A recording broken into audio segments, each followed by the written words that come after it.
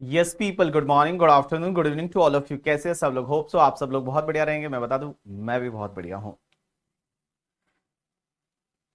Yes, good morning to everyone. सब लोग join हो गए?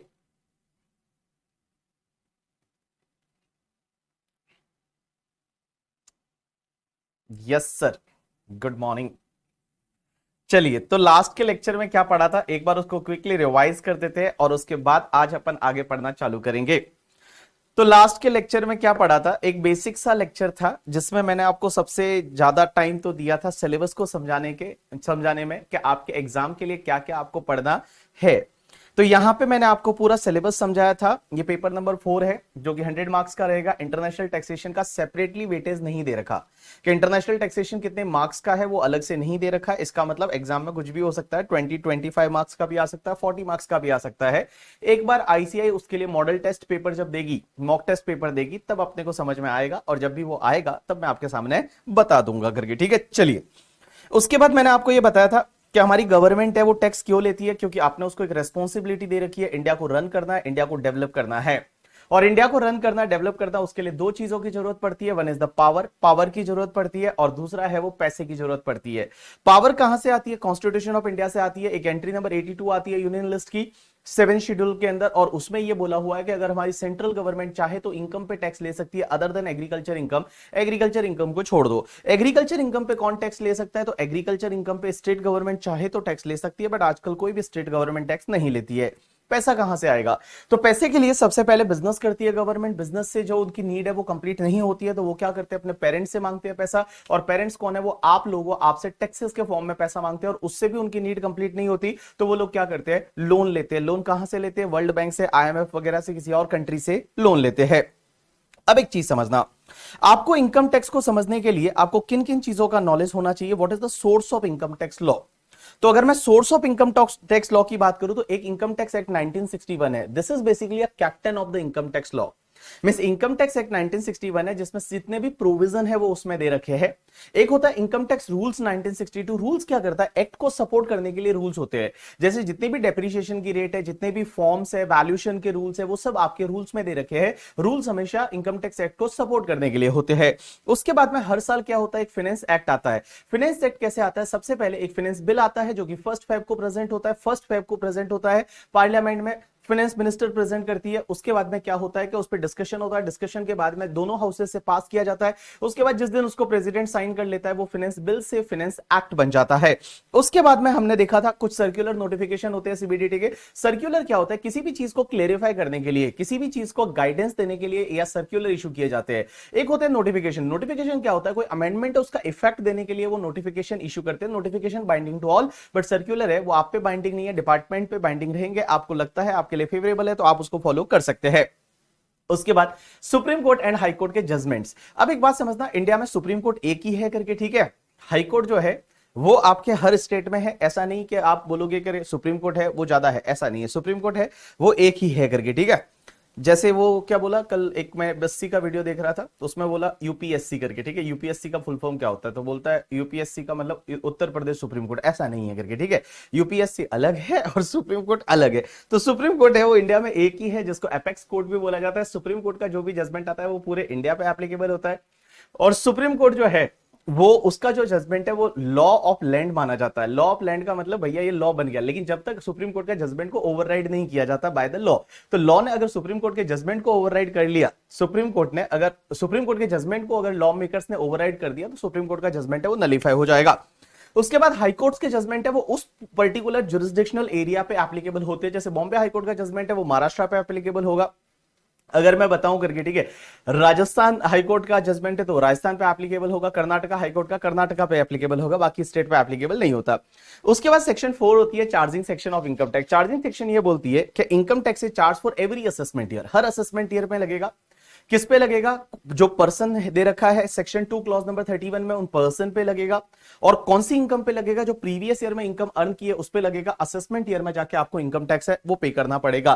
प्रीवियस ईयर किसको बोलते हैं? तो प्रीवियस ईयर बेसिकली उस ईयर को बोलते हैं जिस ईयर में आप इनकम कमाते हो। तो जिस ईयर में आप इनकम कमाते हो उसको बोला जाता है प्रीवियस ईयर, और जिस ईयर में उस पे आप टैक्स भरते हो that is called your assessment year. Income tax में नॉर्मली हर चीज जो है वो असेसमेंट ईयर वाइज देखी जाती है, बोला जाता है असेसमेंट ईयर वाइज। तो जितने भी अमेंडमेंट आते हैं उस अमेंडमेंट में ये लिखा हुआ है कि 1 अप्रैल 2024 से, इसका मतलब ये असेसमेंट ईयर 24-25, प्रीवियस ईयर 23-24 के एप्लीकेबल होगा। प्रीवियस ईयर हमेशा नॉर्मली 12 महीने का होता है, लेकिन अगर किसी ईयर में आपका business in between the year चालू हो रहा है, कोई नया source of income in between the year आया है, तो उस पर्टिकुलर ईयर केस में उस पर्टिकुलर ईयर में आपका प्रीवियस ईयर स्टार्ट होगा जब से आपका बिजनेस या प्रोफेशन स्टार्ट हुआ या नया सोर्स आया वहां से लेके, और it will end by 31 March. Assessment year उसके बाद का 12 मंथ का पीरियड है वो असेसमेंट ईयर होता है। पर्सन की डेफिनेशन में कौन कौन आएगा? Individual, HUF, AOP, BOI, artificial juridical person, उसके बाद कंपनी है, पार्टनरशिप फर्म है और लोकल अथॉरिटी है। ये तुम्हारे पर्सन की डेफिनेशन में आएंगे। अब क्वेश्चन ये आता है असेसी कौन होता है? तो मैं आपको बताऊं असेसी कौन होता है। If any person required to pay any tax, अगर कोई भी पर्सन है जिसको टैक्स पे करना आता है, और any other sum under income tax act 1961। अब आप बोलोगे एनी अदर सम में क्या हो सकता है? जैसे आपने कोई फीस पे करनी है, आपको टैक्स पे नहीं करना है बट आपको कोई फीस पे करनी है, जैसे पैन और आधार को लिंक नहीं किया तो एक फीस पे करनी पड़ती है। आप अगर फीस पे करते हो तो भी आप एसएससी बन जाते हो। या फिर अगर आपने कोई पेनल्टी पे करनी है, तो पेनल्टी पे करनी है तो पेनल्टी जो है वो कोई टैक्स नहीं है बट तो भी आपको एसएससी बना देगा करके, ठीक है। तो यहां क्या लिखा है कि any person who is liable to pay the tax, या तो liable to pay the tax है, और एनी अदर सम मींस कोई फीस है, पेनल्टी है, वो पे करना है, तो भी आप एसएससी की डेफिनेशन में आ जाओगे। But it include person in respect of which any proceeding is initiated. अगर कोई पर्सन ऐसा है जिसके अगेंस्ट कोई प्रोसीडिंग इनिशिएट कर चुके हैं, प्रोसीडिंग का मतलब होता है असेसमेंट, प्रोसीडिंग का मतलब होता है असेसमेंट प्रोसीडिंग। तो अगर मान लो किसी का असेसमेंट चालू हो गया तो वो एसएससी बन जाएगा। या फिर डीम्ड एसएससी। अब आप बोलोगे डीम्ड एसएससी क्या होता है? जो एसएससी है नहीं लेकिन उसको एसएससी हम मान लेंगे, that is called deemed SSC. Deemed SSC क्या होता है? जैसे एग्जांपल के लिए आपने सुना होगा ट्रस्ट, जो एनजीओ होते हैं, तो एनजीओ के जितने भी ट्रस्टी होते हैं ना वो डीम्ड एसएससी माने जाते हैं। एनजीओ जो है वो एनजीओ के जितने भी ट्रस्टी रहेंगे वो ट्रस्टी आपके डीम्ड एसएससी माने जाएंगे। वो एसएससी है नहीं बट तो भी उनको एसएससी मान लेंगे करके, ठीक है। उसके बाद में होता है एक एसएससी इन डिफॉल्ट। अब आप बोलोगे एसएससी इन डिफॉल्ट क्या होता है करके, ठीक है। एसएससी इन डिफॉल्ट क्या होता है? तो एसएससी इन डिफॉल्ट का मतलब होता है कि इनकम टैक्स में ऐसी बहुत सारी जगह है जहां पे अगर आप कोई कंप्लायंस नहीं करते हो तो आप एसएससी इन डिफॉल्ट माने जाते हो।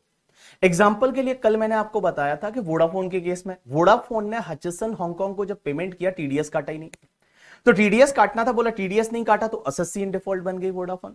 तो आप अगर किसी का टीडीएस काटना था, आपने टीडीएस नहीं काटा तो आप एसएससी इन डिफॉल्ट बन जाओगे। तो एसएससी इन डिफॉल्ट जो होता है वो पर्सन भी आपका एसएससी माना जाता है। किसी ने पूछा कि सर एओपी बीओआई में क्या फर्क है? देखो बोलते टाइम और पढ़ते टाइम सीए फाइनल में भी हम एओपी बीओआई दोनों को साथ में पढ़ेंगे, लेकिन फर्क क्या रहता है? देखो एओपी में कोई भी पर्सन जाके मेंबर बन सकता है। जैसे दो कंपनियां आपस में मिलकर एक एओपी बना सकती है, आंसर इज यस। जैसे ए बी लिमिटेड है, मान लो बीबी लिमिटेड है, सी बी लिमिटेड है, वो आपस में मिलके और तीनों मिलके एक मान लो एक ऑर्गेनाइजेशन बनाती है, that will be AOP, association of person. But body of individual में क्या होगा? सिर्फ इंडिविजुअल लोग ही साथ में आएंगे। जैसे हम सब लोगों ने मिलके जो है वो, अगर मान लो सब इंडिविजुअल लोगों ने मिलके और हमने बोला कि चलो नवरात्रि का सीजन है, इसमें हम क्या करेंगे, पानी की बोतल बेचेंगे या आइसक्रीम बेचेंगे, ऐसा किया अपन ने और थोड़े टाइम के लिए वो रखा, तो this is called your BOI, because body of individuals जितने भी लोग हैं वो सब कौन है? इंडिविजुअल है, वही मेंबर होता है, दैट इज कॉल्ड बीओआई। चलिए अब एक और ये छोटा सा कॉन्सेप्ट है, लेकिन एक बात बताऊं, इसके बारे में इन फ्यूचर में हम आगे जाके कहीं ना कहीं पे पढ़ने वाले हैं, तो इस पे मैं ज्यादा अभी टाइम नहीं लूंगा क्योंकि ये सेक्शंस आगे जाके कहीं ना कहीं वापस आएगी। तो मैं अभी थोड़ा सा टाइम लेके और इस पार्ट को कंप्लीट करूंगा और उसके बाद में हम थोड़ा प्रैक्टिकल पार्ट पे जाएंगे। चलिए, मैंने आपको यह बताया कि प्रीवियस ईयर में आप इनकम कमाते हो तो उस पर टैक्स आपको असेसमेंट ईयर में जाके भरना पड़ता है, क्योंकि असेसमेंट ईयर में आप रिटर्न फाइल करते हो, असेसमेंट ईयर में आपका इंटीमेशन आता है, प्रोसेसिंग होती है, असेसमेंट ईयर में आपका असेसमेंट होता है। लेकिन कुछ केसेस ऐसे हैं ये टोटल 4-5 केसेस ऐसे हैं जिसमें प्रीवियस ईयर में आप इनकम कमा रहे हो ना, तो प्रीवियस ईयर में ही आपको टैक्स भरना पड़ेगा। मींस इनकम आपने प्रीवियस ईयर में कमाई और प्रीवियस ईयर में ही आप टैक्स भर दो। ऐसे एक्सेप्शनल केसेस ये इंटरमीडिएट में भी आपने पढ़े होंगे। ऐसे सर कौन कौन से केसेस है? तो सबसे पहली एक सेक्शन 172 होती है, इसके बारे में हम इन डिटेल आगे जाके पढ़ेंगे। बट होता क्या है, मैं आपको इजीली आप समझ जाओगे। एक बात बताओ, बहुत बार क्या होता है, इंडिया में जो शिप आती है बाहर से, बड़ी बड़ी शिप इंडिया आती है, मुंबई पोर्ट पे आई और शिप आई इंडिया में और फिर इंडिया से सामान है वो लोड करके और वापस जा रही है। अब एक बात बताओ, जो फॉरेन शिप होती है, हमको क्या भरोसा कि वो असेसमेंट ईयर में आके टैक्स भरेगी या नहीं भरेगी? क्योंकि इंडियन पोर्ट पे जो भी उस पे जो गुड्स लोड हुआ है, जो भी गुड्स उस पे लोड हुआ है इंडियन पोर्ट पे, उसका जो भी उनको फ्रेट मिला है, जो भी उनको भाड़ा मिला है, उस भाड़े पे इंडिया में टैक्स भरना पड़ेगा। तो असेसमेंट ईयर में वो वापस इंडिया आएगी या नहीं, हमको क्या पता, हमको तो भरोसा ही नहीं है। एक बात बताओ, वो शिप आई, इंडिया से सामान भरा उसमें और चली गई, अब वो नॉन रेजिडेंट फॉरेन कंपनी की शिप रहेगी, वो इंडिया में वापस आएगी या नहीं, उसका असेसमेंट ईयर में रिटर्न फाइल कौन करेगा, हमको तो पता ही नहीं चलेगा करके, ठीक है, हमको तो पता ही नहीं चलेगा। तो उस केस में इन्होंने एक सेक्शन 172 डाली है। और सेक्शन 172 क्या बोलती है पता है? सेक्शन 172 कि वो शिप जब इंडियन पोर्ट को छोड़ के जाती है ना, जैसे ही इंडियन पोर्ट वो लीव करती है, उससे पहले पहले वो शिप को क्या करना पड़ेगा, जो शिप का मास्टर या कैप्टन होगा उसको इंडिया में रिटर्न तभी फाइल करना पड़ेगा, तभी टैक्स भरना पड़ेगा, और जब वो टैक्स भर देगा तभी हम उसको इंडियन टेरिटरी छोड़ने देंगे, अदरवाइज नहीं देंगे। तो कस्टम वालों को बोला हुआ है कि जब तक वो 172 में इंडिया में टैक्स ना भरे, तब तक आप उसको जो एंट्री आउटवर्ड होता है कि शिप इंडियन पोर्ट छोड़ के चली जाए, उसको जाने ही नहीं देंगे जब तक वो टैक्स ना भरे। दैट इज सेक्शन 172 का प्रीवियस ईयर में इनकम कमा रहे हो और प्रीवियस ईयर में ही आप रिटर्न फाइल कर रहे हो। हाथों हाथ आपको रिटर्न जो है वो रिटर्न फाइल करना है, आपको टैक्स भरना है। अब आप बोलोगे कितना टैक्स भरना है, वो मैं आपको आगे जाके समझा दूंगा। उसमें इनकम मानी जाती है, जितना फ्रेट उनको मिलता है उसका 7.5% इनकम मानी जाती है, जो फ्यूचर में आएगी एक सेक्शन, उसमें हम वहां पे ये सेक्शन 172 को सीखेंगे। आज सिर्फ मैं आपको इसका इंट्रोडक्शन दे रहा हूं 172 का। तो देखिए 172 क्या है? Shipping business of non resident. Where a ship of non-resident carries passenger, livestock, mail और goods shipped at any port in India. Shipped का मतलब होता है लोड। Shipped का मतलब क्या होता है? Load. At any port in India, the ship is allowed to leave the port only when the tax has been paid. अभी का तभी टैक्स भरो। असेसमेंट ईयर का वेट नहीं करेंगे कि रिटर्न असेसमेंट ईयर में फाइल कर देंगे, ना बाबा ना, अभी का अभी टैक्स भरो, तभी हम आपको इंडियन पोर्ट से जाने देंगे, अदरवाइज आपको इंडियन पोर्ट से नहीं जाने देंगे। चलिए दूसरा क्या है? एक सेक्शन होती है 174 जो बोलती है पर्सन लिविंग इंडिया। अब एक बात समझना, ये ऊपर वाली सेक्शन है ना, वो तो मैंडेटरी है कि ऐसा करना ही पड़ेगा, लेकिन इसके बाद की सेक्शन जो ये वाली है, ये वाली है, ये वाली है, ये वाली है, इन चारों में ऐसा लिखा होगा कि अगर एओ को लगता है, तो असेसिंग ऑफिसर है उसको ऐसा लगता है, तो if it is appear to the AO. देखो ये सेक्शन क्या बोलती है कि पर्सन लिविंग इंडिया, अगर एओ को लगता है कि भैया ये बंदा है ना प्रीवियस ईयर में इनकम कमा रहा है और हमको लग रहा है ये इंडिया छोड़ के चला जाएगा, हमको लग रहा है कि ये इंडिया छोड़ के और विजय माल्या बन जाएगा, मेहुल चोकसी बन जाएगा, ये बंदा वापस आने ही वाला नहीं है, तो उसको एओ क्या करता है, फटाफट पकड़ता है और बोलता तू प्रीवियस ईयर में ही रिटर्न फाइल कर दे, तूने अभी इनकम कमाई है ना, अभी का अभी रिटर्न फाइल कर, अभी का अभी टैक्स भर, असेसमेंट ईयर तक वेट ही नहीं करेंगे करके, ठीक है। एओ को ऐसा लगता है तो एओ ऐसा करा सकता है। तो देखिए सेक्शन 174 क्या बोलती है। सेक्शन 174 बोलती है पर्सन लिविंग इंडिया, यहां पे ये बोला हुआ है कि where it appears to the AO, यहां लिखा हुआ है एओ को ऐसा लगता है, तो एओ को ऐसा लगता है कि any individual may leave India and he has no intention to returning, वापस आने का कोई इरादा ही नहीं है करके, ठीक है। The income of such individual for period up to the probable date of his departure from India is chargeable to tax in the current year only. Current year में ही भैया बोलेगा कि तुम टैक्स भर लो, असेसमेंट ईयर का wait ही नहीं करेंगे। उसके बाद तीसरा पॉइंट कि अगर आपने कोई एओपी बीओई बनाया या आर्टिफिशियल जुरिडिकल पर्सन जो है वो बनाया फॉर अ पर्टिकुलर इवेंट और अ पर्पस, किसी पर्टिकुलर इवेंट या पर्पस के लिए आपने एओपी बीओआई बनाया। एक एग्जांपल लेता हूं, जैसे क्या होता है महाराष्ट्र में सबसे बड़ा फेस्टिवल होता है जिसको गणपति फेस्टिवल बोला जाता है, गणपति सबसे बड़ा फेस्टिवल है।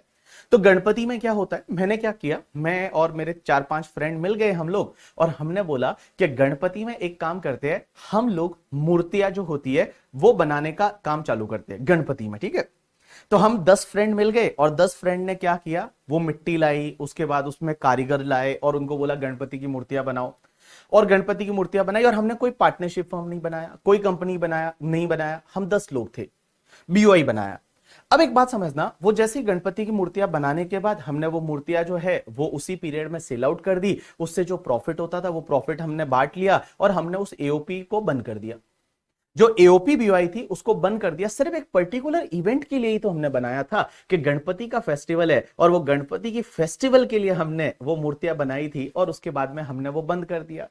ऐसा ही आप एग्जांपल ले सकते हो कि जैसे मान लो बहुत बार नवरात्रि होती है, तो नवरात्रि के पीरियड में हमने कोई बिजनेस चालू किया, उसके बाद हमने बंद कर दिया, उसको डिसॉल्व कर दिया। तो उस पर्टिकुलर केस में क्या होगा, अगर एओ को लगता है तो वो असेसमेंट ईयर तक वेट नहीं करेगा कि असेसमेंट ईयर में रिटर्न फाइल करो, असेसमेंट ईयर में जाके टैक्स भरना है, नहीं, हाथों हाथ बोलेगा। अगर एओ को लगता है तो हाथों हाथ आपसे टैक्स लिया जाएगा। ये वाला जो पॉइंट है सेक्शन 174 ए बोलता है करके, ठीक है।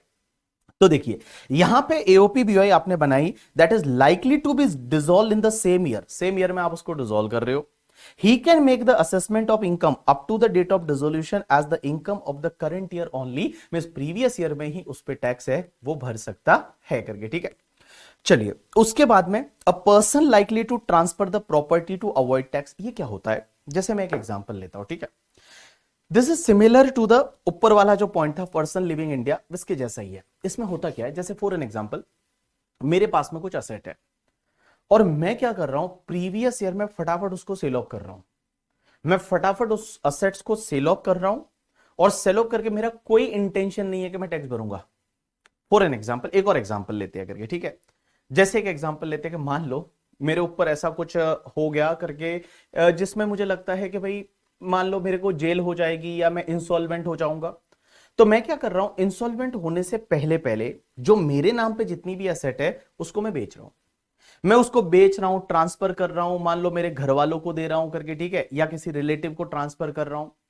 और क्योंकि मेरा इंटेंशन नहीं है टैक्स भरने का इन फ्यूचर में, बिकॉज मुझे पता है मैं तो इंसॉल्वेंट डिक्लेयर करने वाला हूं खुद को, तो एओ को ऐसा लगता है कि मैं असेट्स को फटाफट ट्रांसफर कर रहा हूं जिससे मेरे पास में फिर कुछ बचे नहीं, पैसा वैसा है वो मैं मेरे घर वालों को दे दूं या मैं कहीं पे वैसे को छुपा दूं और मैं टैक्स ना भरूं। अगर एओ को ऐसा लगता है तो एओ प्रीवियस ईयर में ही आपसे टैक्स ले सकता है, मींस प्रीवियस ईयर में ही बोलेगा कि आप जो है वो रिटर्न फाइल करिए। तो देखिए क्या लिखा हुआ है, if it is appear to AO, AO को ऐसा लगता है that a person is likely to charge, या तो मैं चार्ज कर रहा हूं या सेल कर रहा हूं, ट्रांसफर कर रहा हूं, डिस्पोज कर रहा हूं असेट्स को to avoid the payment of any liability, the total income of such person charge to tax in the current year itself, वो करंट ईयर में ही आपसे टैक्स ले सकता है। एंड लास्ट पॉइंट है डिसकंटिन्यूड बिजनेस।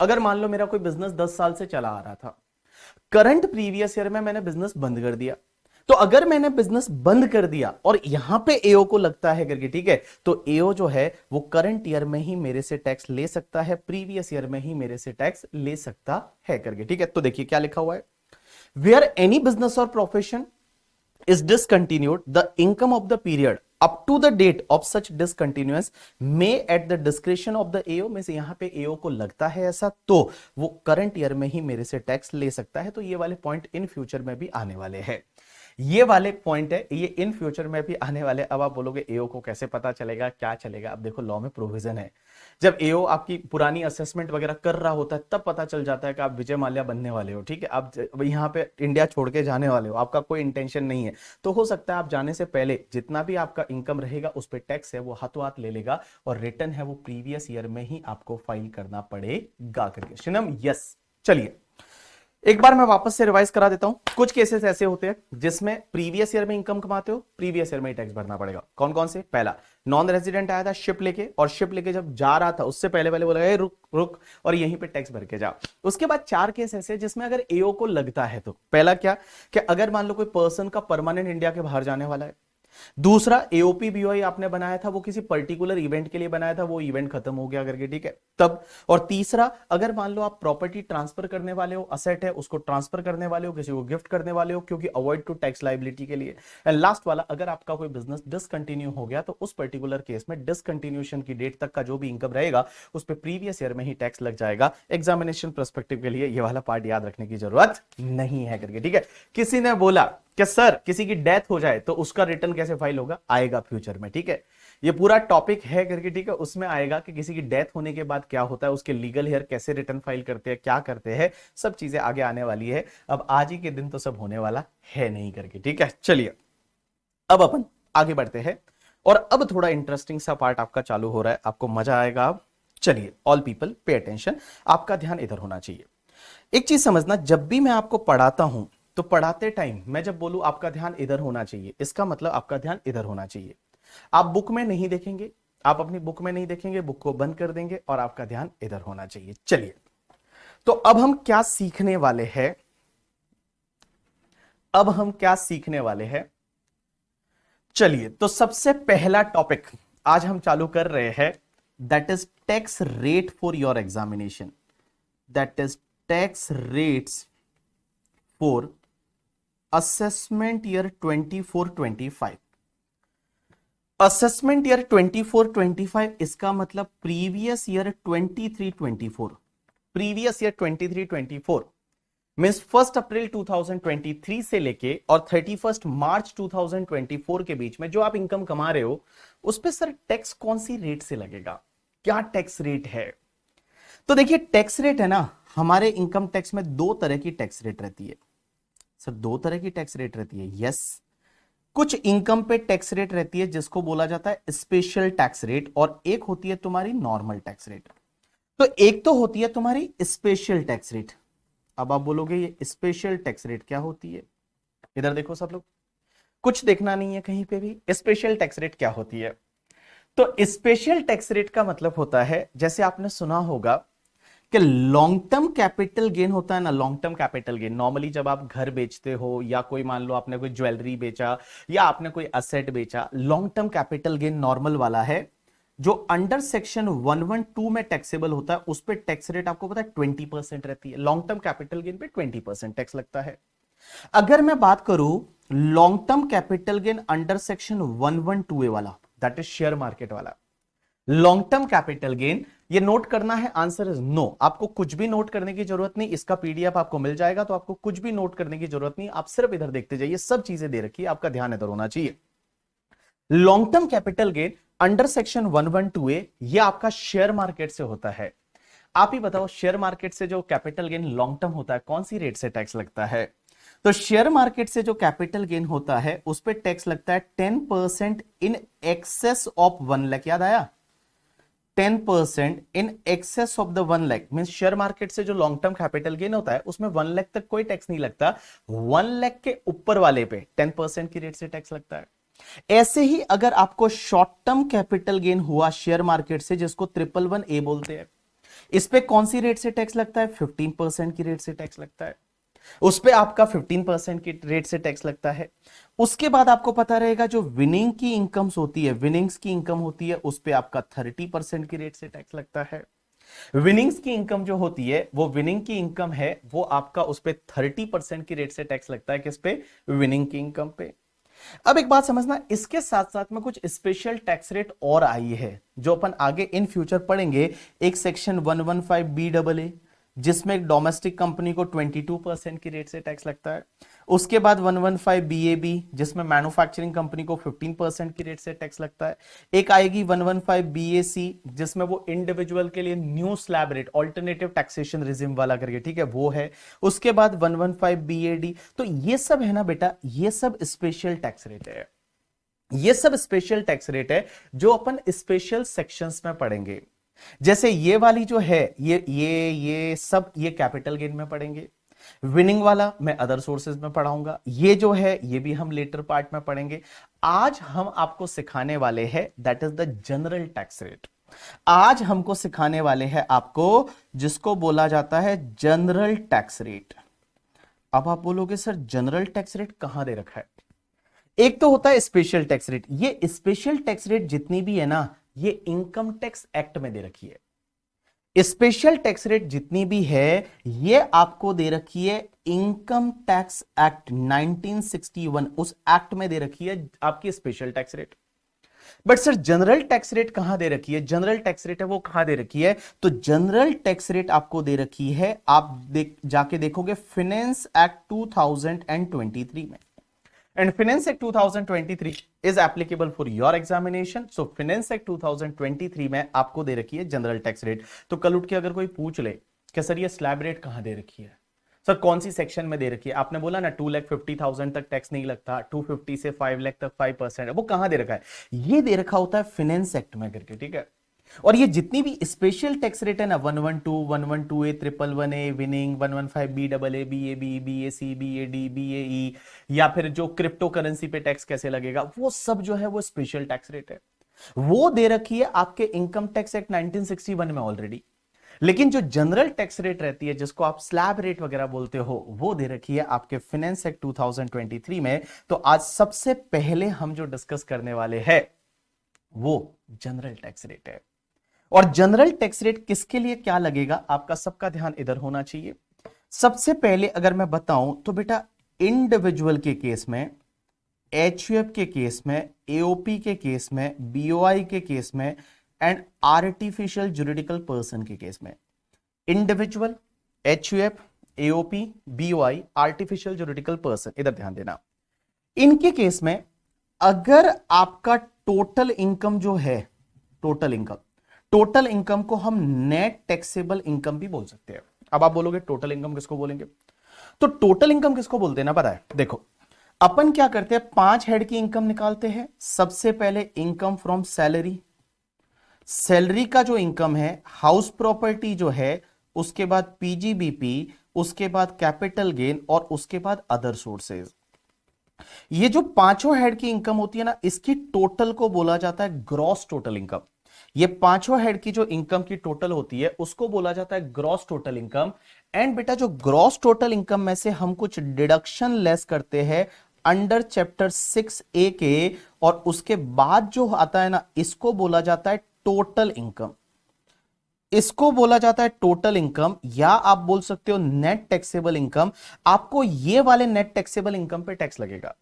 ये वाला जो नेट टैक्सेबल इनकम है ना, इस नेट टैक्सेबल इनकम पे आपको टैक्स लगेगा। ये नेट टैक्सेबल इनकम पे आपको टैक्स लगेगा। जीटीआई पे टैक्स नहीं लगता, टैक्स लगता है इस पे, टोटल इनकम पे या नेट टैक्सेबल इनकम। और ये अगर individual, HUF, AOP, BOI, artificial juridical person के केस में ये आपका अप टू 2,50,000 है, तो कुछ भी टैक्स नहीं लगता। 2,50,000 पे कोई भी टैक्स नहीं लगता है। अब आप बोल रहे हो कि सर 2,50,000 पे कोई भी टैक्स नहीं लगता, नहीं लगता। और ये 2,50,000 है ना, इसी को बोला जाता है बेसिक एग्जेम्पशन। इसी को बोला जाता है बेसिक एग्जेम्पशन। लेकिन एक और चीज समझना, हम लोग इसको लोकल लैंग्वेज में बेसिक एग्जेम्पशन बोलते हैं। क्या सर फिनेंस एक्ट में इसके लिए वर्ड बेसिक एग्जेम्पशन यूज हुआ है? Answer is no. Finance act में ये जो बेसिक एग्जेम्पशन होता है ना, इसके लिए फिनेंस एक्ट में वर्ड यूज होता है maximum amount which is not chargeable to tax, that is MANCT। Maximum amount which is not chargeable to tax. तो मैक्सिमम कितना अमाउंट है जिस पे टैक्स नहीं लगेगा? That is the 2,50,000 is a MANCT। MANCT मतलब maximum amount which is not chargeable to tax is a 2,50,000। तो 2,50,000 पे कोई भी टैक्स नहीं लगता, इसको बेसिक एग्जेम्पशन बोला जाता है। और बेसिक एग्जेम्पशन को लॉ में लिखा जाता है maximum amount which is not chargeable to tax. तो कहीं अगर पढ़ते टाइम ऐसा दिख जाए कि maximum amount which is not chargeable to tax, maximum amount which is not chargeable to tax, इसका मतलब आपका 2,50,000 की बात हो रही है, बेसिक एग्जेम्पशन की बात हो रही है। लेकिन अगर आपका टोटल इनकम जो है वो सर 2,50,000 तक कोई टैक्स नहीं लगेगा। लेकिन टोटल इनकम अगर 2,50,000 से ज्यादा है and up to 5 lakh rupees तक है, तो उस पर आपको 5% की रेट से टैक्स लगेगा। अगर आपका टोटल इनकम 5 लाख से ज्यादा है and up to 10 lakh rupees है, तो उस पे आपको 20% की रेट से टैक्स लगेगा। और 10 लाख से जितना भी ऊपर वाला टोटल इनकम रहेगा, उस पे आपको 30% की रेट से टैक्स लगेगा। तो देखिए, individual, HUF, AOP, BOI, artificial juridical person, what is the slab rate? Basic exemption का बेनिफिट मिलेगा। स्लैब रेट क्या है? अप टू 2,50,000 डैश पे dash, 250 to 5 lakh 5%, 5 lakh to 10 lakh 20%, more than 10 lakh 30%। लेकिन सर इस बार बजट आया था तो हमने तो ये सुना था 7 लाख तक कोई टैक्स नहीं लगेगा। हमने तो ये सुना था स्लैब रेट चेंज हो गई है, 3 लाख की स्लैब रेट हो गई है, 3 लाख टू 6 लाख पे 5% है, फिर 6 लाख से लेके और 9 लाख, फिर 9 से लेके 12, 12 से लेके 15। तो वो क्या था बाबू, वो सब आएगा, वो अलग है, ठीक है। यहां पे आपको इसके साथ मर्ज नहीं करना है, वो सब स्पेशल टैक्स रेट है। वो 115 बीएससी में अमेंडमेंट किया, 115 बीएससी की स्पेशल टैक्स रेट है, ये मैं आपको आज जनरल टैक्स रेट पढ़ा रहा हूं। अब आप बोलोगे आपको 115 बीएससी लेना चाहिए या ये जनरल टैक्स रेट लेनी चाहिए, वो हम आगे जाके सीखेंगे। हम आपको बताएंगे आपके लिए कौन सा बेनिफिशियल है। और इस बार से तो उन्होंने क्या किया पता है, डिफॉल्ट बोला है कि 115 बीएससी लेना पड़ेगा। अगर वो नहीं लेना है तो फिर आप ये जनरल टैक्स रेट पे जाओगे। तो 115 बीएससी अलग है, 87A अलग है करके, ठीक है। आप ऐसे मर्ज ना करें, ऐसे न्यूज वालों की तरह बात ना करें करके, ठीक है। जो इंडिया में जो न्यूज वाले होते हैं करके, ठीक है, वो बात करते हैं अरे 7 लाख तक बेसिक एग्जेम्पशन हो गया, कोई बोलेगा 7 लाख तक टैक्स ही नहीं भरना, मजा आ गया, ये हो गया वो हो गया। वैसा तुमको बात नहीं करना है, you are the professional person, आपको चीजें पता होनी चाहिए कि क्या है और क्या नहीं है करके, ठीक है। तो देखिए मैं आपको बोल रहा हूं individual HUF AOP BOI artificial juridical person के केस में अप टू 2,50,000 कोई भी टैक्स नहीं लगेगा।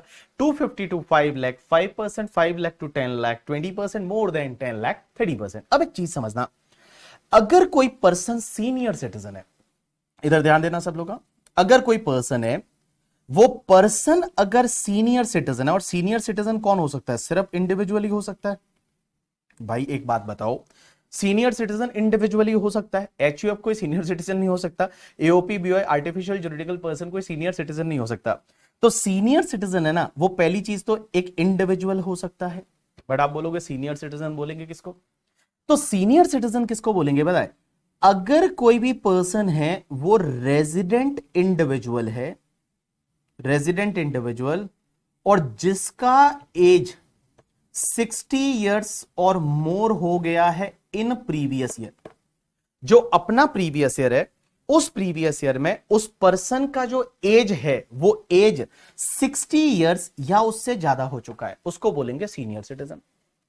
Senior citizen means resident individual age 60 years और more in a previous year, means जो अपना प्रीवियस ईयर है उस ईयर में उसका एज अगर 60 इयर्स या उससे ज्यादा हो चुका है, उसको बोला जाएगा सीनियर सिटीजन। तो आप बोलोगे क्या फर्क पड़ेगा सीनियर सिटीजन से। देखो अगर कोई पर्सन सीनियर सिटीजन है ना, तो बेटा उसके लिए 3 लाख का बेसिक एग्जेम्पशन है, मींस 3 लाख तक उसको कोई भी टैक्स नहीं लगेगा। 3 लाख जो है वो 3 लाख का उसका बेसिक एग्जेम्पशन हो जाएगा। उसके बाद जो 3 लाख से ऊपर वाला जितना भी इनकम रहेगा और अप टू 5 लाख तक उस पे उसको 5% की रेट से टैक्स लगेगा। उसके बाद जो 5 लाख से ऊपर वाला जितना भी इनकम रहेगा अप टू 10 लाख रुपीस तक, उसको जो है वो 20% से टैक्स लगेगा। एंड 10 लाख रुपीस से जितना भी ज्यादा इनकम रहेगा उस पे उसको 30% की रेट से टैक्स लगेगा। तो सिर्फ फर्क कितना आया ना, कि यहां पे बेसिक एग्जेम्पशन आपने देखा 2,50,000 का था नॉर्मल केस में, individual HUF AOP BOI artificial juridical 2,50,000 था। अगर कोई पर्सन सीनियर सिटीजन है तो उसका जो है वो बेसिक एग्जेम्पशन 3 लाख हो गया, मींस 2,50,000 की जगह यहां पे 3 लाख हो गया। लेकिन एक बात बताओ, ये कुछ चीजें यहां नोट करना, हाँ, क्योंकि पूरे इनकम टैक्स लॉ में काम आएगी। नोट करना मतलब दिमाग में नोट करना, लिखने की जरूरत नहीं है। पहली चीज, सीनियर सिटीजन के लिए यहां पे वर्ड यूज किया है रेजिडेंट इंडिविजुअल। तो एक चीज दिमाग में बिठा देना कि अगर कोई रेजिडेंट इंडिविजुअल है ना, तो वो ही सीनियर सिटीजन हो सकता है, बाकी कोई सीनियर सिटीजन नहीं हो सकता। इसका मतलब अगर कोई नॉन रेजिडेंट पर्सन है जिसका एज मान लो 72 इयर्स है, क्या वो सीनियर सिटीजन है बाबू, ना, नहीं होगा वो सीनियर सिटीजन, वो सीनियर सिटीजन नहीं है। तो अगर कोई नॉन रेजिडेंट है जिसका एज कितना भी हो, अगर कोई नॉन रेजिडेंट है जिसका एज कितना भी हो करके, ठीक है, वो सीनियर सिटीजन नहीं हो सकता। बिकॉज यहां पे जो वर्ड यूज किया है that is the resident individual होना चाहिए, रेजिडेंट इंडिविजुअल होना चाहिए जिसका एज 60 इयर्स और more in a previous year, वही सीनियर सिटीजन है। जैसे एग्जामिनर एक क्वेश्चन देगा कि एक बंदा है जिसका नाम है मिस्टर सैम, और ऐसा लिखा होगा कि उसका एज है 72 इयर्स और वो नॉन रेजिडेंट है, उसकी इनकम दे रखी है, आपको टैक्स निकालना है। आप देखोगे ओ 72 इयर्स है, सीनियर सिटीजन है क्या, सीनियर सिटीजन है ना बाबा ना। सीनियर सिटीजन जो है वो सीनियर सिटीजन नहीं है करके। सीनियर सिटीजन की पहली कंडीशन ये है कि वो बेटा रेजिडेंट इंडिविजुअल होना चाहिए, वो रेजिडेंट होना चाहिए, तभी वो सीनियर सिटीजन है, अदरवाइज नहीं है। दूसरी चीज, सर आप बोल रहे हो कि रेजिडेंट इंडिविजुअल एज 60 ईयर्स और मोर इन प्रीवियस ईयर। कौन से प्रीवियस ईयर में? जिस प्रीवियस ईयर के लिए आप टैक्स निकाल रहे हो। तो हमारे एग्जाम के लिए हम देखते हैं कि हमारा प्रीवियस ईयर है previous year 23-24। So previous year 23-24 में if any person attain the age of the 60 years और मोर, तो वो सीनियर सिटीजन है। प्रीवियस ईयर 23-24 मींस अगर 1 अप्रैल 2023 से लेके और 31 मार्च 2024, अगर इस पर्टिकुलर पीरियड में किसी का एज है वो 60 ईयर्स या उससे ज्यादा हो गया, तो वो सीनियर सिटीजन है। एक एग्जांपल लेते हैं, इधर देखिए, सब लोग ध्यान देना करके, ठीक है। जैसे एक बंदा है जिसका नाम है मिस्टर काका, एक बंदा है जिसका नाम है मिस्टर काका करके, ठीक है। अब आप चीजों को समझना है। ये काका जो है, इसका डेट ऑफ बर्थ जो है वो है 1 अप्रैल 1964। 1 अप्रैल 1964 को उसका जन्म हुआ था। किसका? काका का। डेट ऑफ बर्थ 1 अप्रैल 1964 है। अब मुझे एक बात बताओ, ये जो बंदा है अपना 60th बर्थडे कौन सी डेट को सेलिब्रेट करेगा? ये जो बंदा मिस्टर काका, जिसका 1 अप्रैल 1964 को बर्थ हुआ था, जन्म उस दिन हुआ था, तो ये अपना 60th बर्थडे सेलिब्रेट करेगा। वो कौन सी डेट को करेगा? 1 अप्रैल 2024 को करेगा।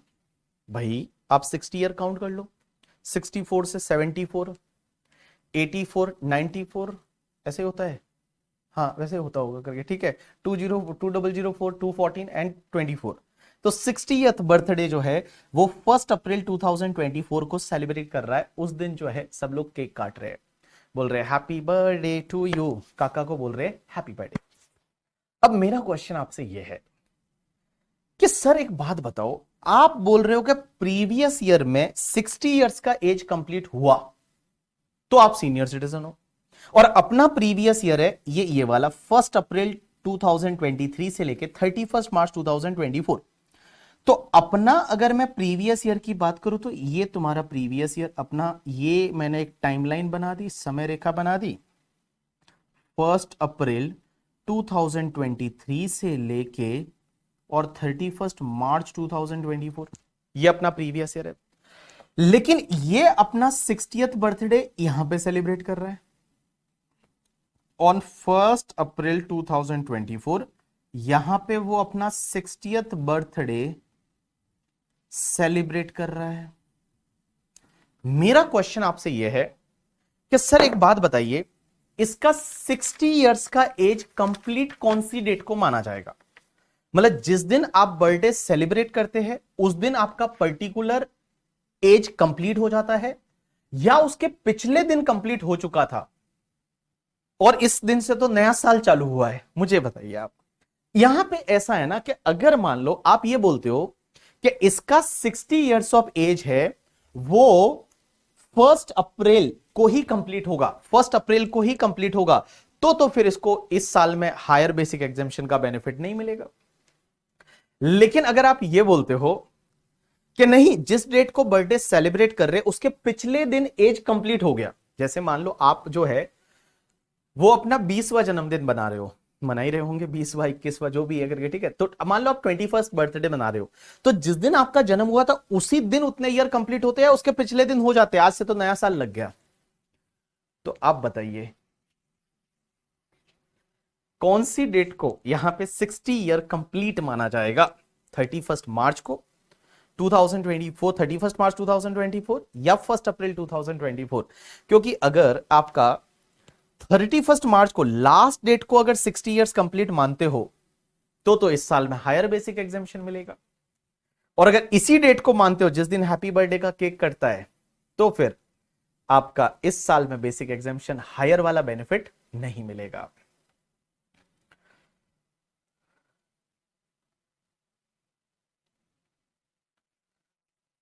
बाबू बहुत सारे लोग आंसर कर रहे हैं भाई साहब। बोल रहे हैं नहीं सर, डीम्ड करता है टाइम पर, डिपेंड करता है टाइम पर। ओ भाई साहब, क्या रात को 2 बजे जन्म हुआ था या 4 बजे, ऐसा? हाँ, तुमको क्या उसकी जन्म पत्रिका कुंडली बनवानी है कि कौन से टाइम पे कौन से नक्षत्र में जन्म हुआ था तुम्हारा करके, ठीक है? इनको उसके जन्म के टाइम का मतलब, जन्म के टाइम का तो आजकल तो मैं तो पूछता हूं मम्मी को ही याद नहीं रहता। हम्म। कुंडली निकालनी है बेटा, तुम्हारी कुंडली में जो है ना, वो 5 सब्जेक्ट है, वो आपको सही पढ़ने हैं, तब कुंडली सही है।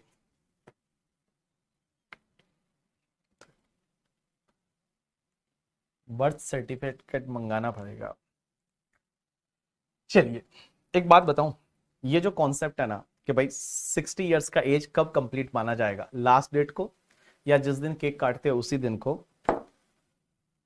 ये मैटर है ना सुप्रीम कोर्ट तक गया। सच बता रहा हूं, सुप्रीम कोर्ट तक गया और सुप्रीम कोर्ट ने चीजों को एनालाइज किया। सुप्रीम कोर्ट जो है, वो सुप्रीम कोर्ट ने चीजों को एनालाइज किया और सुप्रीम कोर्ट बोलती है कि कोई भी पीरियड कंप्लीट कब माना जाता है। जैसे मैं एक एग्जांपल लेता हूं, आप मुझे एक बात बताइए, जैसे अगर मान लो कोई चीज 15 जुलाई 2023 को स्टार्ट हुई, मींस कोई डेट है, वो 15 जुलाई 2023 को स्टार्ट हुआ, तो 1 ईयर कंप्लीट कब माना जाएगा, कौन सी डेट को? तो 1 ईयर कंप्लीट माना जाएगा 14 जुलाई 2024 को। भाई सीधी सी बात है, अगर कोई 15 जुलाई 2023 से कोई चीज स्टार्ट होती है और अगर आपको 1 ईयर काउंट करना है, तो 1 year will be completed by 14 July 2024। Means जो एग्जैक्ट डेट है उसका पिछला दिन, जो एग्जैक्ट डेट है उसके पिछले दिन। Answer is yes. तो इसी कॉन्सेप्ट को अप्लाई करते हुए यहां सुप्रीम कोर्ट ने बोला कि अगर आपका जो जन्म डेट है, मींस आपका मान लो जन्म डेट 1 अप्रैल है करके, ठीक है, तो आप 31 मार्च को वो पर्टिकुलर ईयर का एज है वो कंप्लीट कर चुके हो। मींस 1 अप्रैल से फिर आपका नया दिन चालू होगा, नया साल चालू होगा। इसका एक और एग्जांपल ले लेता हूं करके, ठीक है। जैसे मान लो मेरा जो डेट ऑफ बर्थ आता है 10 दिसंबर को आएगा करके, 10 दिसंबर को आएगा, 10 दिसंबर 2024 को।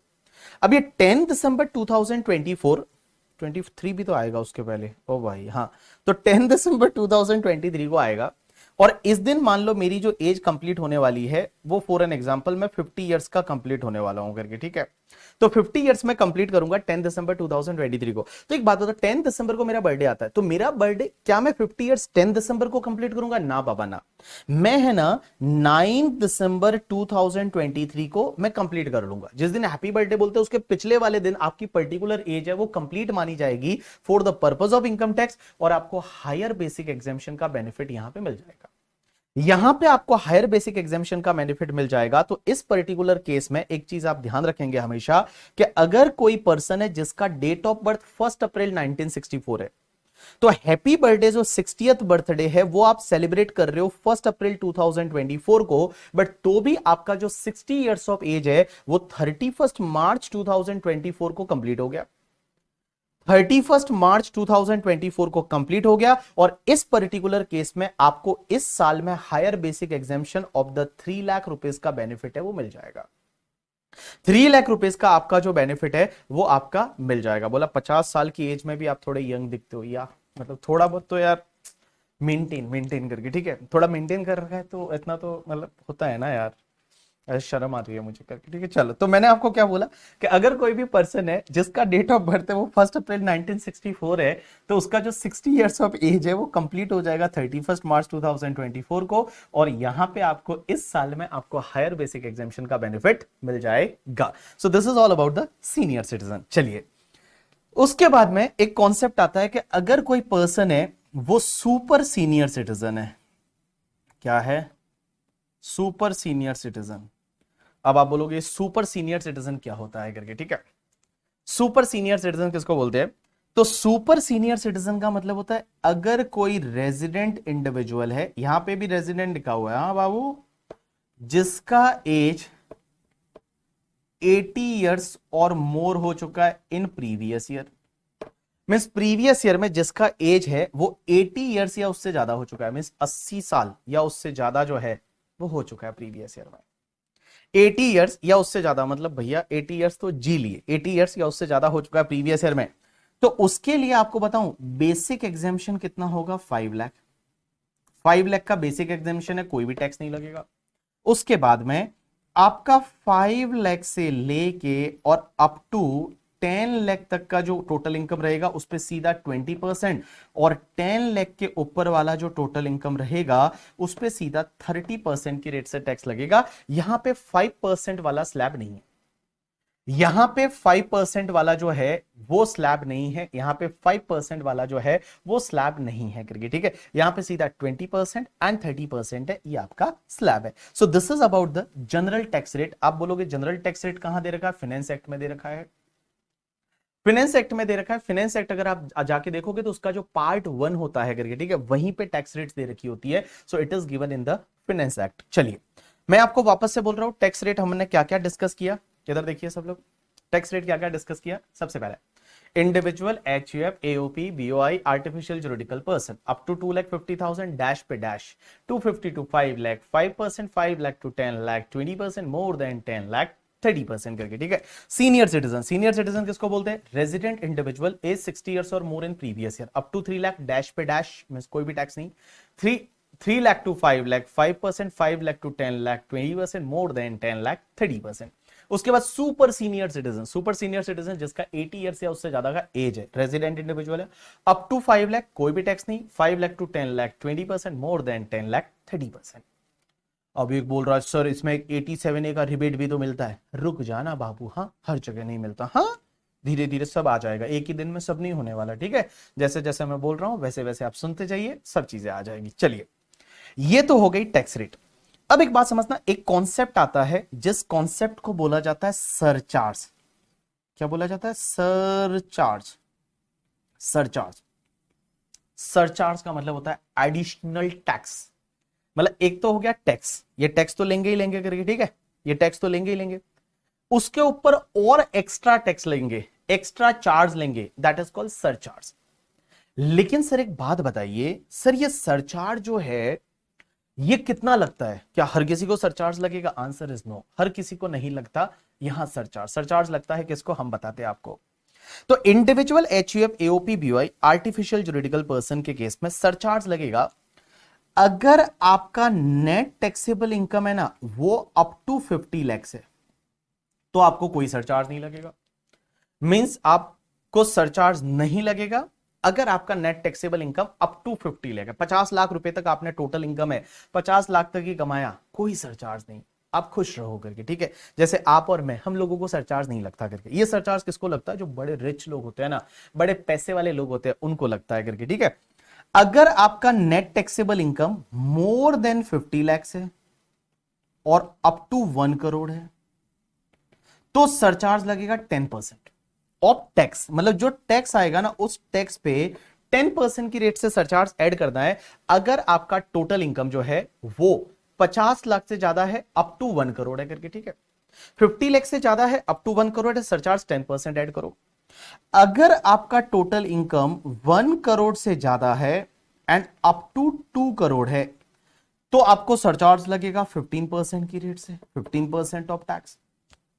अगर आपका टोटल इनकम 2 करोड़ से ज्यादा है, अप टू 5 करोड़ रुपए, भाई साहब कौन होते होंगे ऐसे लोग, उनका सरचार्ज लगता है 25% ऑफ द टैक्स, टैक्स पे 25%। और अगर किसी का इनकम 5 करोड़ से ज्यादा है तो आपको सरचार्ज लगेगा 37% ऑफ द टैक्स। इतना सरचार्ज भाई साहब। देखिए सरचार्ज जो है वो सरचार्ज कितना है, तो नेट टैक्सेबल इनकम या टोटल इनकम जिसको बोलते हैं, 5 हेड की total minus deduction total income up to 50 lakh है तो आप पे कोई सरचार्ज नहीं है, हम लोग है, ठीक है। अगर 50 लाख से ज्यादा है, अप टू 1 करोड़ है, 50 लाख से ज्यादा है, अप टू 1 करोड़ है, तो जो भी टैक्स आएगा उस पर 10% आपको ऐड करना है। अगर 1 करोड़ से ज्यादा है, अप टू 2 करोड़ है, तो उस पर आपको 15% ऐड करना है। अगर 2 करोड़ से ज्यादा है, अप टू 5 करोड़ है, तो 25% आपको सरचार्ज ऐड करना है। और अगर 5 करोड़ से ज्यादा है तो 37% आपको टैक्स है वो ऐड करना है। मतलब आप समझो बंदे को कितना टैक्स लग रहा है। अगर टैक्स रेट आप लेते हो स्लैब रेट के बाद भी, मान लो मैक्सिमम टैक्स रेट कितना है आपका, मैक्सिमम टैक्स रेट 30% है, तो 30% टैक्स रेट। अगर कोई बंदा 5 करोड़ से ज्यादा कमा रहा है साल का, तो गलती कर दी, 37% सरचार्ज है। 37% सरचार्ज, तो प्लस कर दो 37%, तो कितना आएगा 41.1%। 41.1%, 41.1%। और उसमें एक हेल्थ एंड एजुकेशन सेस और लगता है @4%। तो अगर आप इसमें 4% और ऐड कर देते हो तो इट्स कम्स टू 42.744%। 42% आपको टैक्स भरना पड़ेगा। मिस वो अश्नीर ग्रोवर का आपने वीडियो आजकल देखा होगा, जो बहुत ही ज्यादा वायरल था थोड़े दिन पहले। और अश्नीर ग्रोवर बोलता है ये इंडिया का क्या ही टैक्स सिस्टम है करके, ठीक है, ये इंडिया का क्या ही टैक्स सिस्टम है कि जिसमें आपको 42% टैक्स भरना पड़ता है। आप 100 रुपया कमाओ, 42% टैक्स भरना पड़ता है।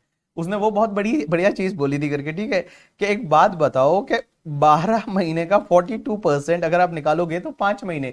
क्या आप इसको ऐसे काउंट मत करो, आप ऐसे काउंट करो कि आप जितना काम कर रहे हो ना, उसमें से आप 5 महीने तो गवर्नमेंट के लिए काम कर रहे हो।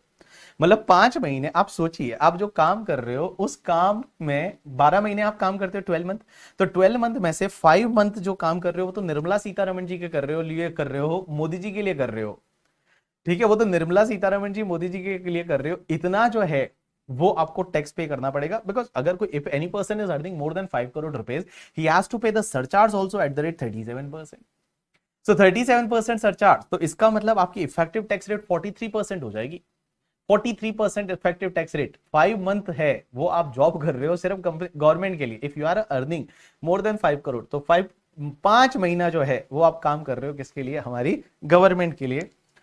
वहां अश्नीर ग्रोवर ने बोला कि आप एक काम करिए, टैक्स को कर दीजिए 20%, सबके लिए 20%, जो कमाओ उस पर 20% गवर्नमेंट को दे दो। समझ में आता है करके, ठीक है, इतना ज्यादा ज्यादा कोई टैक्स लेते होंगे क्या। चलिए, खुशी रुक जा बेटा, ठीक है, खुशी रुक जा। हाँ, तो एक बाकी 2 महीने हॉस्पिटल है, हॉस्पिटल बिल्स के लिए। उसके बाद जो आइटम खरीदो उस पे आपको जीएसटी और भरना है करके, ठीक है, आप समझो टैक्स ही टैक्स है करके, ठीक है।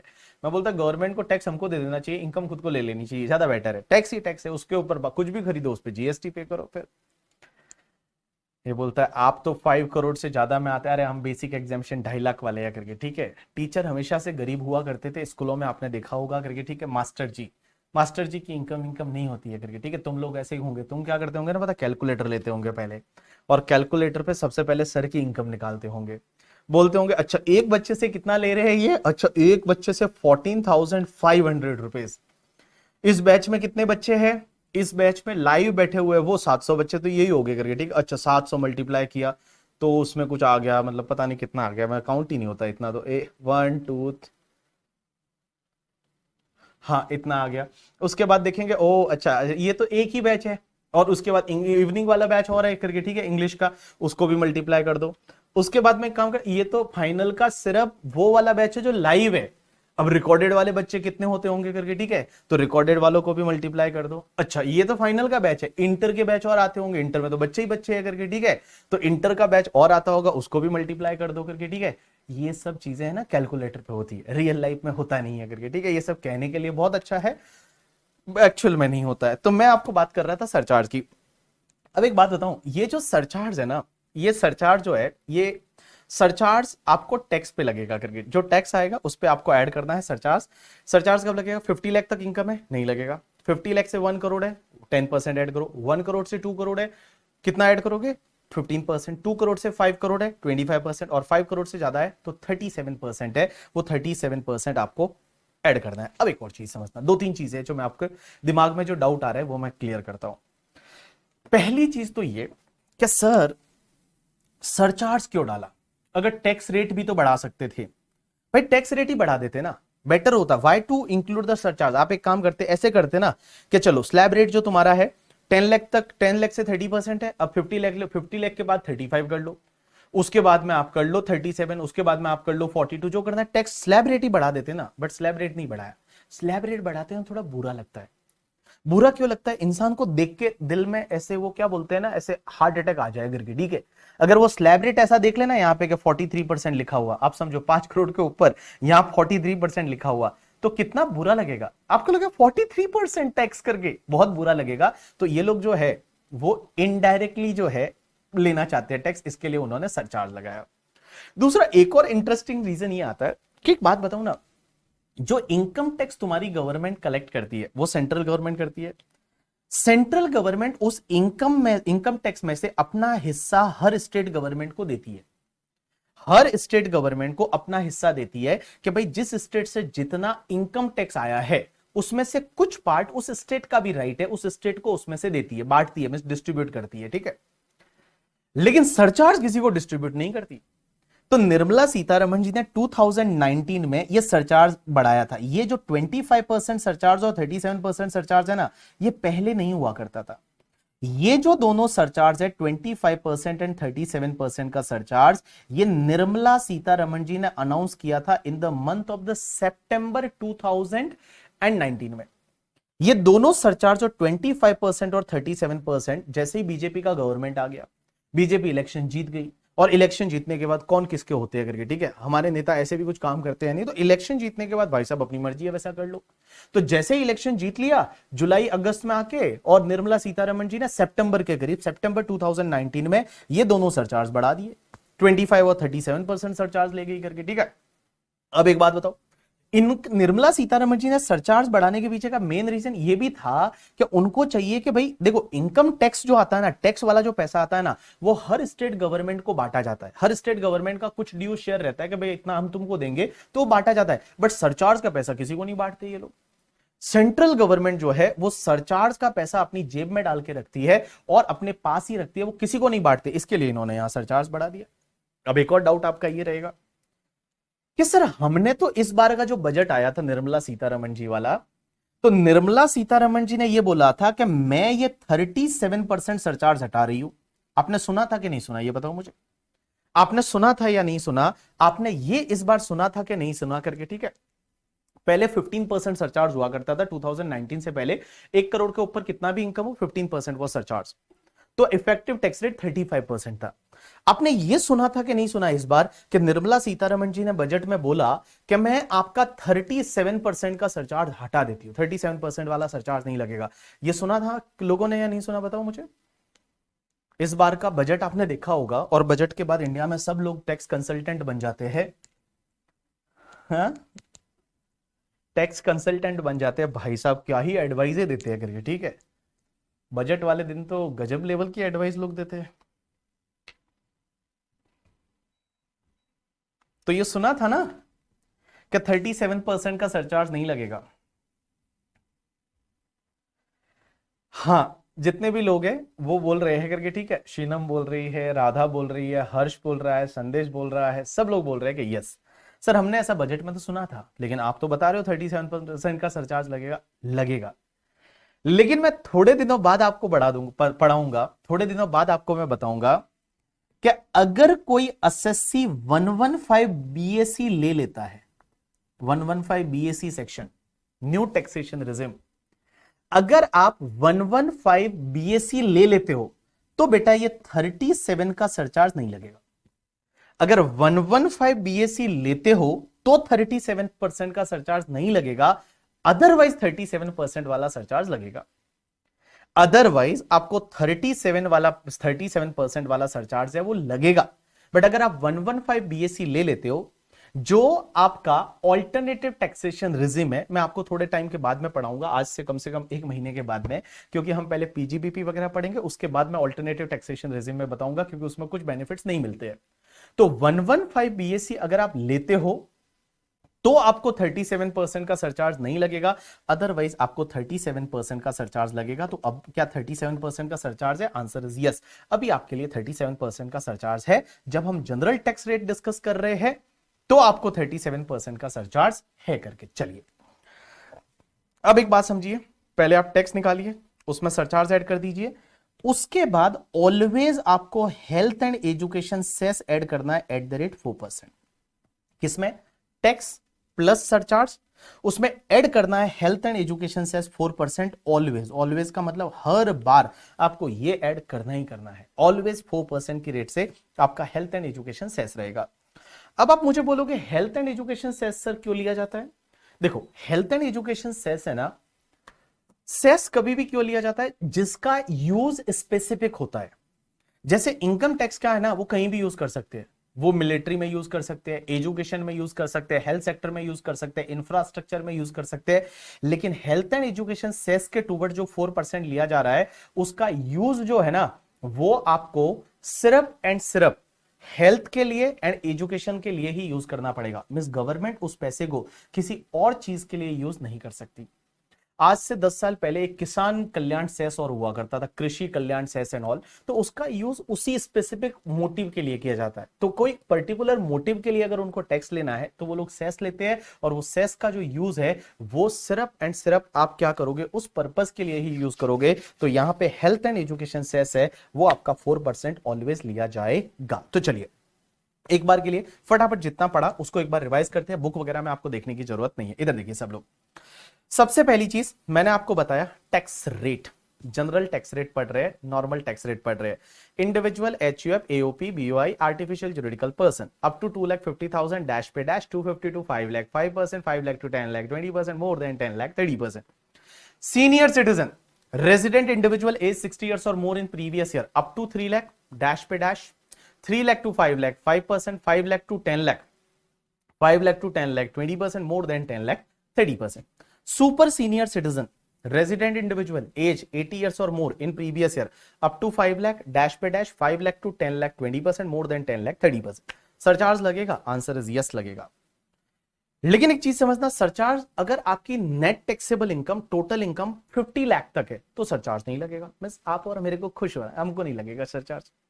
50 लाख से लेके 1 करोड़ है तो 10% सरचार्ज लगेगा।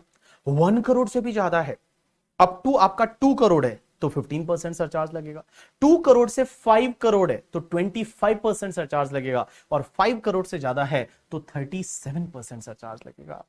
हेल्थ एंड एजुकेशन से आपको 4% ऐड करना है। अब एक बात बताओ, इधर देखो, मेरी तरफ देखो, मेरी तरफ देखो, मेरी तरफ देखो, मेरी तरफ देखो, मेरी तरफ देखो आप लोग। मैं बोल रहा हूं सरचार्ज कितना लगेगा? नेट टैक्सेबल इनकम 50 से 1 करोड़ है तो 10%, 15%, 25%, 37%। ये जो दोनों सरचार्ज है ना, 25% एंड 37%, ये निर्मला सीतारमण जी ने लाए थे अप्रोक्स सितंबर 2019 में। अब जैसे ये सरचार्ज आए ना, ये वाले दोनों ये सरचार्ज आए ना, उसके बाद शेयर मार्केट गिर गया। ये जैसे ही ये दोनों सरचार्ज आए 25% और 37% वाला, शेयर मार्केट डिप हो गया था, गिर गया था। मैं आपको अगर चाहिए तो मेरे पास अगर सेंसेक्स के बारे में अगर हो यहां पे तो मैं आपको इंडेक्स बताता हूं कि सेंसेक्स जो है अभी तो एकदम फायर है करके, ठीक है सेंसेक्स। बट अगर मैं बात करूं 2019 की, तो 2019 की अगर मैं बात करूं तो ये तो 2020 कोविड वाला डिप था, उसके पहले ये वाला डिप 2019 के आसपास सितंबर में एक डिप आया था। ये देखो जून में 40,000 चला गया था शेयर मार्केट, जुलाई में 40,000 था। यहां पे मैं देख रहा हूं, ये जुलाई देखो, ये जुलाई में 40,000 था शेयर मार्केट। 5 जुलाई को ये 40,000 के करीब शेयर मार्केट था। 5 जुलाई 2000, ये आपका ये यहाँ 40,000 था। मई में अच्छा था, ये जून में अच्छा था, ये देखो जून में अच्छा था।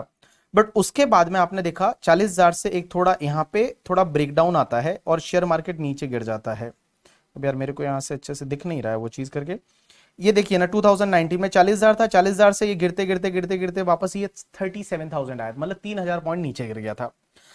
अब एक बात बताऊं, ये नीचे गिरने के पीछे एक रीजन जो है वो ये था 25% एंड 37% सरचार्ज। बिकॉज बहुत सारे लोगों ने बोला यार ये गलत है, 25% 37% सरचार्ज ऐसा कोई होता होगा क्या? तो बहुत सारे जो FII थे, FII फॉरेन इंस्टीट्यूशनल इन्वेस्टर, या जो HNI थे, हाई नेटवर्थ इंडिविजुअल, उन्होंने बोला कि ये गलत है, इंडिया वाले जो है अब ये लूटना चाहते हैं अलग तरीके से, इन्होंने सरचार्ज बढ़ा दिया और ये गलत है, हम शेयर मार्केट से बाहर जाते हैं। तो बहुत सारे लोगों ने उस टाइम पे शेयर मार्केट से एग्जिट लेना चालू किया और शेयर मार्केट में बड़ी सेलिंग आई, और सेलिंग खासकर FIIs की आई, फॉरेन इंस्टीट्यूशनल इन्वेस्टर। और फॉरेन इंस्टीट्यूशनल इन्वेस्टर कंपनी के फॉर्म में नहीं होते थे, वो AOP BOI माने जाते थे। तो बहुत सारे AOP BOI के फॉर्म में होते हैं, HNI है वो इंडिविजुअल होते हैं। तो उन्होंने बोला कि नहीं यार, मैं ये 25% 37% सरचार्ज डाल रहे ये लोग कि हमारी इनकम तो 5 करोड़ से ज्यादा ही होती है। अब उस पे जो टैक्स आएगा उस पे सरचार्ज और शेयर मार्केट से इनकम होती है बहुत बार, तो बोला उस पे भी ये सरचार्ज लगेगा 37% 37% सरचार्ज।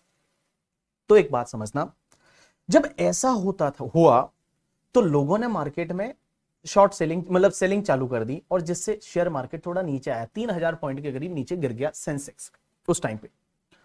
तब जैसे ये नीचे गिरा तो निर्मला सीतारमण जी को ऐसा एहसास हो गया कि मैंने जो ये स्टेप लिया है 25% 37% वाले सरचार्ज का, लोग इससे खुश नहीं है।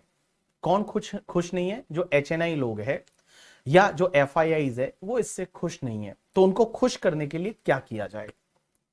तो उनको खुश करने के लिए निर्मला सीतारमण जी ने उसी टाइम एक अमेंडमेंट किया, और अमेंडमेंट किया कि तुम रुको, थोड़ा रुको, थाम बा करके, ठीक है, रुको थोड़ा।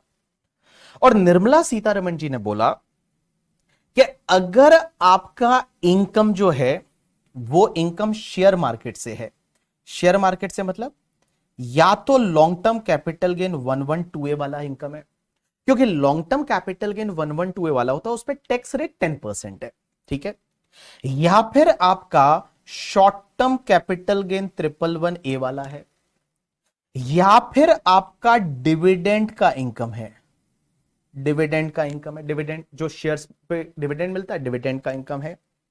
और चौथा इन्होंने लास्ट ईयर ही अमेंडमेंट किया और बोला कि अगर आपका कोई भी लॉन्ग टर्म कैपिटल गेन है 112 वाला, ये 4 इनकम ऐसी है जिसको मैं थोड़ी देर के लिए बोलूंगा स्पेशल इनकम, और ये 4 इनकम कितनी भी हो, कितना भी हो करके, ठीक है, इन पे जो टैक्स आएगा ना, उस टैक्स पे आपका मैक्सिमम सरचार्ज है वो 15% रहेगा, उससे ज्यादा नहीं रहेगा। ऐसा निर्मला सीतारमण जी ने अमेंडमेंट कर दिया। वापस से सुनना, देखो पहले तो मैं क्या बता रहा था सरचार्ज कैसे है, पहले तो मैं क्या बता रहा था सरचार्ज कैसे है कि नेट टैक्सेबल इनकम इप टू 50 लाख है तो कोई सरचार्ज नहीं, 50 से 1 करोड़ 10%, 1 करोड़ से 2 करोड़ है 15%, 2 करोड़ से 5 करोड़ 25%, और 37% 5 करोड़ से ज्यादा। लेकिन निर्मला सीतारमण जी ने एक अमेंडमेंट किया, यह अमेंडमेंट इसलिए किया कि वो शेयर मार्केट में थोड़ी नाराजगी थी, HNI है उसमें नाराजगी थी, FII है उनको नाराजगी थी, तो उन्होंने बोला कि तुम टेंशन मत लो, मैं तुम्हारे लिए हम कुछ करेंगे। और निर्मला सीतारमण जी ने एक अमेंडमेंट किया और बोला कि अगर आपका long term capital gain 112A वाला, ये long term capital gain 112A वाला शेयर मार्केट से लॉन्ग टर्म कैपिटल गेन, इस पे टैक्स लगता है 10% की रेट से in excess of the 1 lakh rupees, या short term capital gain 111A वाला, इस पे 15% टैक्स लगता है, डिविडेंड की इनकम जिस पे नॉर्मल टैक्स रेट से टैक्स लगता है, और LTCG 112 जिस पे 20% से टैक्स लगता है। ये 4 इनकम ऐसी है जो कितनी भी हो, कितनी भी हो आपकी ये इनकम, भले 10 करोड़ 15 करोड़ 20 करोड़ कितना भी हो, हम इस पे मैक्सिमम सरचार्ज 15% ही लेंगे। मींस जो टैक्स आएगा उस पे मैक्सिमम सरचार्ज है वो 15% लेंगे, उससे ज्यादा सरचार्ज नहीं लेंगे। मींस मैक्सिमम सरचार्ज जो है वो मैक्सिमम सरचार्ज हम 15% ही लेंगे, उससे ज्यादा नहीं लेंगे, मैक्सिमम सरचार्ज इज 15%। चलो अब आपका सबका ध्यान इधर होना चाहिए, और जो मैं अभी समझाने वाला हूं इसमें बहुत सारे बच्चों को दिक्कत आती है। आप एक बार में समझ लेना, एक बार में समझने की ट्राई कर लेना। आप अपनी बुक को बंद कर दीजिए, एक खजूर वो मोबाइल में देख रहा है करके, ठीक है, इधर देख ले यार, वो मोबाइल में देख रहा है अभी करके, ठीक है, वो उसका मैसेज करना रिप्लाई वो कर लेगी, डोंट वरी अबाउट दैट, ठीक है, वो उसका देख लेगी, बेटा तू अपना देख ले भाई, ठीक है, इधर देख ले भाई। हाँ आप जो बैठे हो ना सब मुझे दिखते हो, पता है तुमको, तुमको ये लगता होगा कि हम जो बैठे हैं हम नहीं दिखते होंगे सर को, हमने एक खुफिया कैमरा लगा रखा है करके, ठीक है, तो हमको सब पता चलता है कौन बच्चा नहा के बैठा है, कौन कैसे बैठा है, कौन क्या खा रहा है करके, ठीक है, कौन ऐसे सोते सोते देख रहा है, कौन बुक देख रहा है, सब हमको पता चलता है, ठीक है। तो कुछ भी ऐसा ना करे जिससे कि थोड़ा आपको शर्मिंदा होना पड़े, तो इधर देख लो आप, ठीक है। चलिए इधर देखिए सब लोग, अब इधर देखिए, आपका ध्यान इधर होना चाहिए, ठीक है, इधर इधर इधर इधर, हाँ चलो, हाँ ये बोलता है उठी नहीं है मेरी वाली तो करके, ठीक है, कौन से तेरी वाली रे, हाँ बेटा चली जाएगी, ध्यान रखना करके, ठीक है, होने वाला है तुम्हारा ब्रेकअप पक्का वाला 101%, तुम्हारी कुंडली में लिखी हुई नहीं है। ये बोलता है हम फाइनल के बच्चे हैं, हमको बच्चा मत समझो, अरे तो बच्चे तो तुम ही तो बोल रहे हो हम फाइनल के बच्चे हैं, ठीक है। ये बोलता है बताओ मैंने क्या कपड़े पहन रखे हैं करके, ठीक है, प्राइवेसी नेम की भी चीज होनी चाहिए करके, ठीक है। तुम्हारी प्राइवेसी क्या है हमको पता है, हमको मत बताओ करके, ठीक है, हमको मत सिखाओ, डोंट टीच योर टीचर। इधर देख ले। चलो अब मैं आपको जो समझाने वाला हूं दैट इज द, इधर देखो, एक ध्यान देना, क्योंकि ये वाला कॉन्सेप्ट है ना, बहुत सारे बच्चों को नहीं समझता है, मतलब बहुत सारे बच्चों ने कंफ्यूज हो, बोलो क्या हुआ क्या हुआ, तो वैसा नहीं हो तुम्हारे साथ। तो इधर देख लो, मैं यहां पे एक एग्जांपल ले रहा हूं, इस एग्जांपल से अपन समझेंगे, ठीक है। चलिए सबसे पहले मैं यहां पे ले रहा हूं कि आपकी स्पेशल इनकम कितनी है। स्पेशल इनकम कौन सी वाली, या तो 112 वाला long term capital gain, 112A वाला, 111A वाला, एड डिविडेंड। ये जो चार इनकम है इसको मैं स्पेशल इनकम बोलूंगा। उसके बाद अदर इनकम कितनी है, अदर इनकम कितनी है। उसके बाद यहां लिख रहा हूं मैं टोटल इनकम कितनी है, टोटल इनकम कितनी है। और लास्ट में मैं ले रहा हूं कि percentage of surcharge on special income जो रहेगा, स्पेशल इनकम का जो टैक्स रहेगा उस पे कितना सरचार्ज आएगा, और percentage of surcharge on other income. तो देखो मैंने कुछ कॉलम बनाए हैं, आपको कहीं नहीं देखना, सिर्फ आपको इधर ध्यान देना है। स्पेशल इनकम कितनी है, अदर इनकम कितनी है, तो टोटल इनकम कितनी हुई, and percentage of surcharge on special income and percentage of surcharge on other income. Other income मतलब आपकी बैलेंस इनकम। तो इधर सबका ध्यान होना चाहिए भैया। ये अगर मान लो आप मतलब ध्यान नहीं दिया करके, ठीक है, तो ये रह जाएगा कॉन्सेप्ट, और ये एग्जाम में आएगा एमसीक्यू में, ठीक है। ये एग्जाम में आएगा एमसीक्यू में, एक एमसीक्यू देंगे, उसमें कुछ इनकम देंगे, बोलेंगे टैक्स निकालो, और टैक्स निकालने के लिए सरचार्ज याद होना चाहिए। तो चलिए इधर ध्यान दीजिए सब लोग। सबसे पहले मान लो मेरी स्पेशल इनकम मींस ये 112, 112A, 111A डिविडेंड, ये वाली, ये जो मेरी इनकम है वो 20 लाख है, 20 लाख है, और मेरी अदर इनकम भी 20 लाख ही है। तो मेरी टोटल इनकम कितनी हो गई, 40 लाख हो गई। भाई मेरी ये income 20 lakh special, other income भी 20 लाख, टोटल 40 लाख होगी। आप मुझे बताओ क्या सरचार्ज लगेगा, क्या सरचार्ज तो नहीं लगता ना। सरचार्ज के लिए आपको देखना पड़ता है ये टोटल इनकम, जो टोटल इनकम होती है, टोटल इनकम, ये टोटल इनकम अगर 50 लाख तक है तो आपको कोई सरचार्ज नहीं लगेगा, तो ये तो 50 लाख तक ही है, इसमें कोई भी सरचार्ज नहीं लगेगा। तो यहां पे आपका कोई भी सरचार्ज है वो नहीं लगेगा, कोई भी सरचार्ज नहीं लगेगा। लेकिन एक बात समझना, अगर आपकी स्पेशल इनकम है वो 45 लाख है और अदर इनकम भी 45 लाख ही है, तो टोटल हो गया आपका 90 लाख। एक बाबू एक बात बता, जब टोटल इनकम जो है वो 90 लाख है तो टैक्स तो आएगा, बट सरचार्ज कितना लगेगा।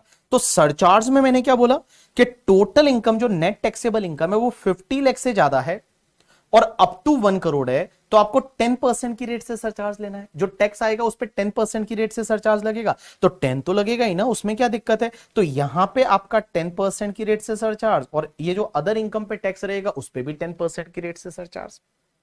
भाई जो आपकी स्पेशल रेट्स की इनकम है इस पे जो टैक्स आएगा उस पे भी 10% की रेट से सरचार्ज, अदर इनकम पे जो टैक्स आएगा उस पे भी 10% की रेट से सरचार्ज, बिकॉज आपकी टोटल इनकम है वो 50 लाख से ज्यादा है बट अप टू 1 करोड़ है, कोई दिक्कत नहीं यहां पे। अब एक और चीज समझना, मान लो आपका स्पेशल रेट का इनकम है, स्पेशल वाला इनकम है वो 75 लाख है और ये तुम्हारा 85 लाख है, तो टोटल कितना हुआ 75 plus 85, it's comes to the 160, 1 crore 60 lakh. अब एक बात बताओ, जो 1 करोड़ 60 हुआ, तो मेरे को एक बात बताओ यहां कितना सरचार्ज रहेगा। तो यहां सरचार्ज 1 करोड़ 60 लाख है, मीन 1 करोड़ से ज्यादा है, अप टू 2 करोड़ है, तो अब तक तो कोई देखना ही नहीं, तब तक तो 15% सरचार्ज रहेगा, तो 15% लगा लो। तो जो भी टैक्स आएगा उस टैक्स पे आपका जो सरचार्ज है यहां पे 15% और यहां पे भी 15%, में जो स्पेशल रेट्स की इनकम होगी उस पे भी 15%, जो नॉर्मल रेट की इनकम रहेगी उस पे भी 15% सरचार्ज ले लो। देखो 2 करोड़ तक आपका इनकम है तब तक कोई दिक्कत ही नहीं है, 2 करोड़ तक आपका इनकम है तब तक कोई दिक्कत ही नहीं है करके, ठीक है, यहां पे कोई दिक्कत नहीं है। अब एक बात समझना, अब मैं थोड़ा इंटरेस्टिंग वाला पॉइंट लूंगा, आपका ध्यान इधर होना चाहिए। मान लो ये जो स्पेशल वाली इनकम है, वो स्पेशल वाली इनकम है वो 1,50,00,000 है। 1,50,00,000 है। 1,50,00,000 स्पेशल वाली इनकम। और अदर इनकम जो है वो 2,30,00,000 है। 2,30,00,000 है। तो एक बात बताओ, 150 प्लस 230 कितना हुआ? 380 हो गया। तो टोटल इनकम आपकी 3,80,00,000 आ गई। अब ध्यान देना, यहां पे ध्यान देना सब लोग, यहां पे ध्यान देना। टोटल इनकम जो है वो आपकी 3,80,00,000 आ गई। 3,80,00,000। तो 3,80,00,000 आई तो हमने तो क्या पढ़ा था सरचार्ज में कि अगर 2 करोड़ से इनकम ज्यादा है, अप टू 5 करोड़ है, तो आपको 25% सरचार्ज लेना है। लेकिन फिर मैंने आपको क्या बताया था कि बेटा ये 4 इनकम का टैक्स जो आएगा, ये 4 इनकम कितनी भी हो, कितनी भी हो ये 4 इनकम, इन पे जो टैक्स आएगा उस पे मैक्सिमम सरचार्ज 15% ही रहेगा। इन पे जो टैक्स आएगा, इस पे जो टैक्स आएगा, मैक्सिमम सरचार्ज आपका 15% ही रहेगा। तो इसका मतलब ये हुआ, एक बात बताओ, ये आपकी total income even more than 2 crore है। बट ये स्पेशल रेट वाली जो इनकम है, 4 इनकम स्पेशल इनकम कौन सी? LTCG 112, LTCG 112 A, STCG 111 A and dividend. इस पे जो भी टैक्स आएगा ना, उस टैक्स पे आपका जो सरचार्ज है वो मैक्सिमम 15% ही रहेगा। तो बेटा इस पे जो मैक्सिमम सरचार्ज है वो तो स्पेशल रेट्स का इनकम, स्पेशल रेट इनकम जो है उस पे जो टैक्स आएगा उस पे सरचार्ज 15%, इस पे 15%। लेकिन एक बात बताओ, आपकी जो अदर इनकम है, वो अदर इनकम जो है, वो अदर इनकम, एक बात बताओ, यहां टोटल इनकम 2 करोड़ से ज्यादा है।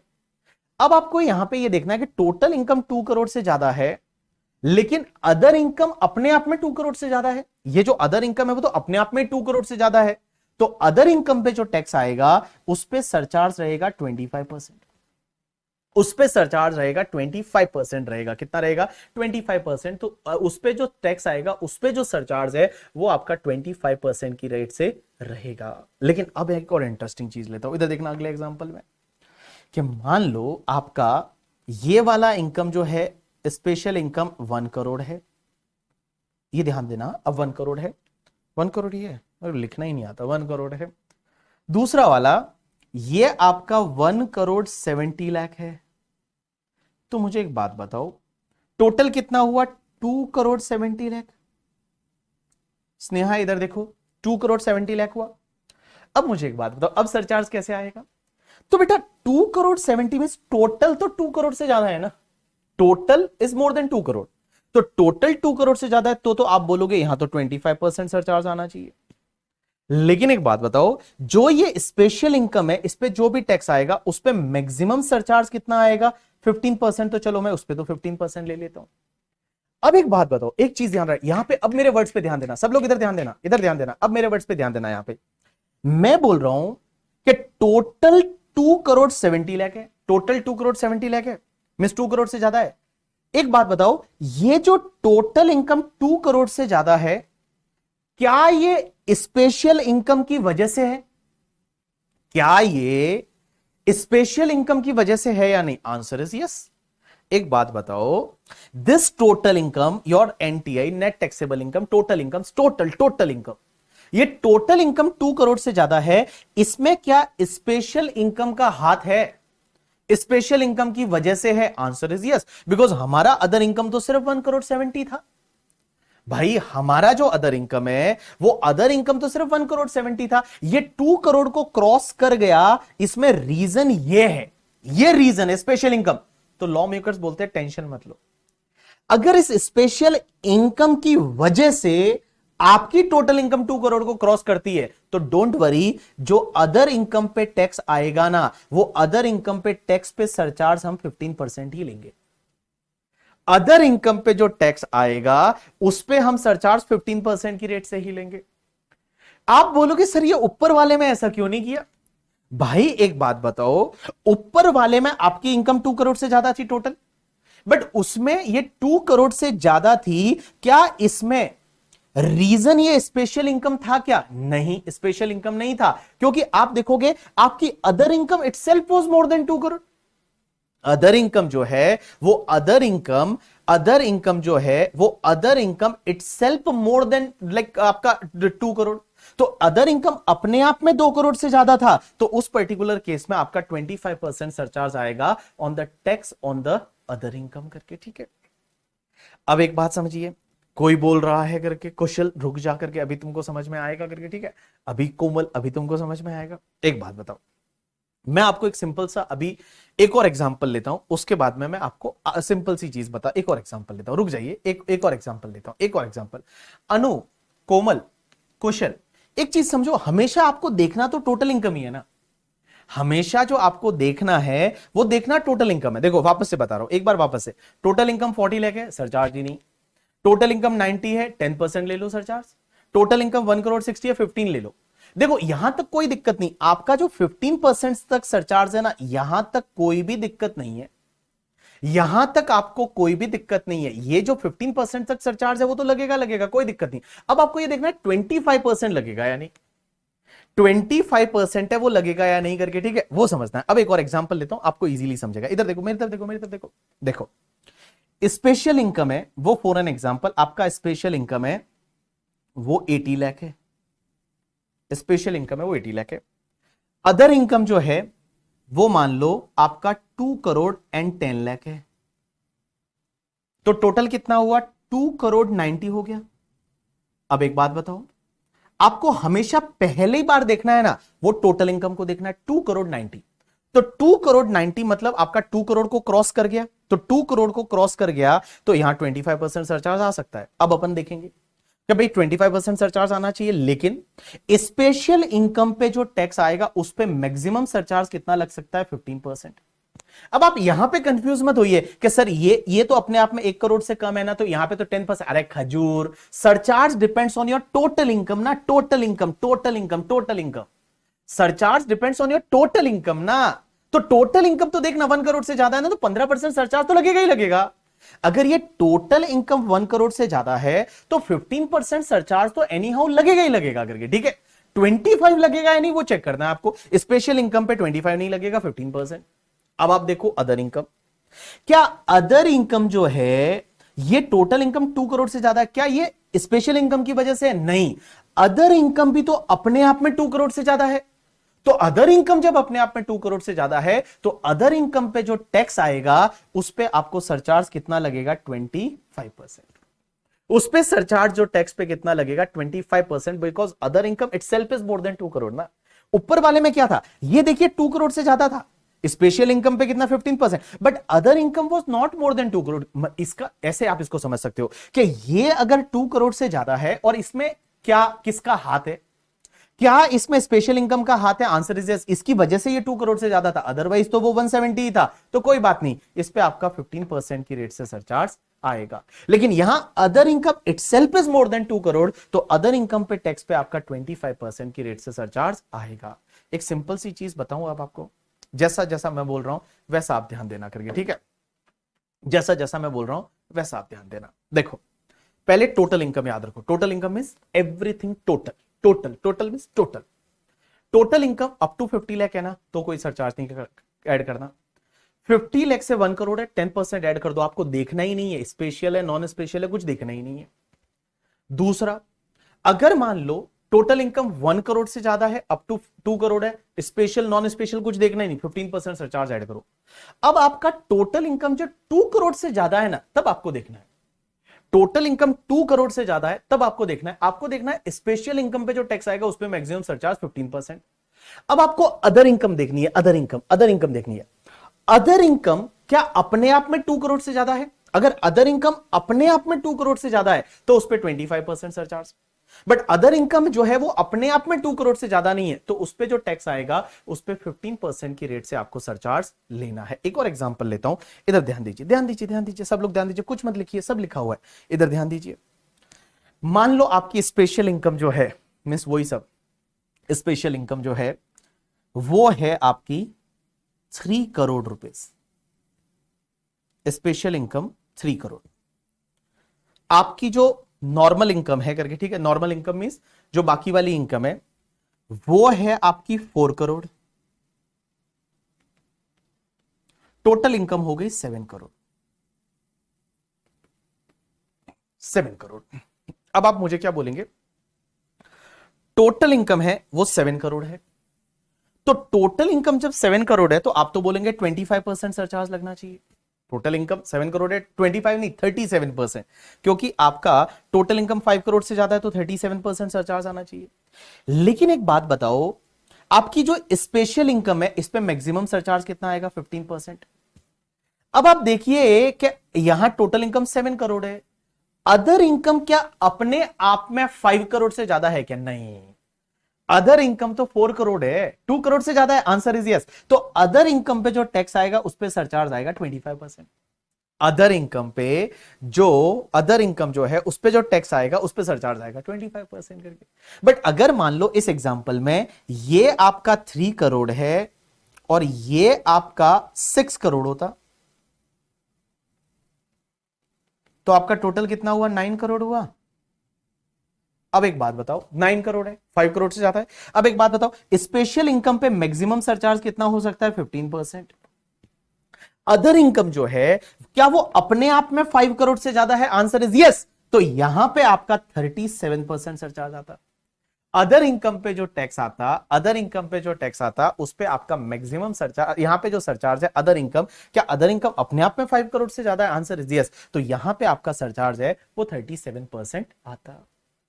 अब लास्ट एग्जांपल एक और ले रहा हूं। मान लो स्पेशल इनकम आपका 3 करोड़ है, स्पेशल इनकम आपका 3 करोड़ है, अदर इनकम सिर्फ 10 लाख है। तो मुझे बताइए 3 करोड़ और 10 लाख हुआ, 3 करोड़ और 10। अब एक बात समझिए, स्पेशल इनकम, टोटल इनकम आपकी 2 करोड़ से ज्यादा हो गई तो सरचार्ज 25% आ सकता है, बट स्पेशल इनकम पे मैक्सिमम सरचार्ज 15% आएगा। अदर इनकम जो है, अब एक बात बताओ, आप बोलोगे अदर इनकम तो 10 लाख ही है तो अदर इनकम पे तो सरचार्ज आना ही नहीं चाहिए। ऐसा नहीं है बाबू, एक बात बता, टोटल इनकम 1 करोड़ से तो ज्यादा है ना, तो 15% सरचार्ज तो आना ही चाहिए ना। अगर तुम्हारा टोटल इनकम है, वो टोटल इनकम जब 1 करोड़ से ज्यादा है तो 15% सरचार्ज तो आएगा ही आएगा ना। तो यहां पे अदर इनकम पे जो टैक्स आएगा उस पे आपका सरचार्ज है वो आपका 15% की रेट से रहेगा। तो अब आपको मैं बताऊं, आप इसको ऐसे याद रख सकते हैं, जैसा जैसा मैं बोल रहा हूं उस पर आप ध्यान देना। देखो बड़ा सिंपल है, surcharge depends on your total income. Total income up to 50 lakh है, कोई सरचार्ज नहीं है। 50 लाख से लेके और आपका 1 करोड़ तक है, 50 लाख से लेके 1 करोड़ तक है तो आपका सरचार्ज रहेगा 50 लाख से 1 करोड़ है तो 10%, 1 करोड़ से 2 करोड़ है 15%, 2 करोड़ से ज्यादा है अप टू 5 करोड़ है 25% और 5 करोड़ से ज्यादा है 37%।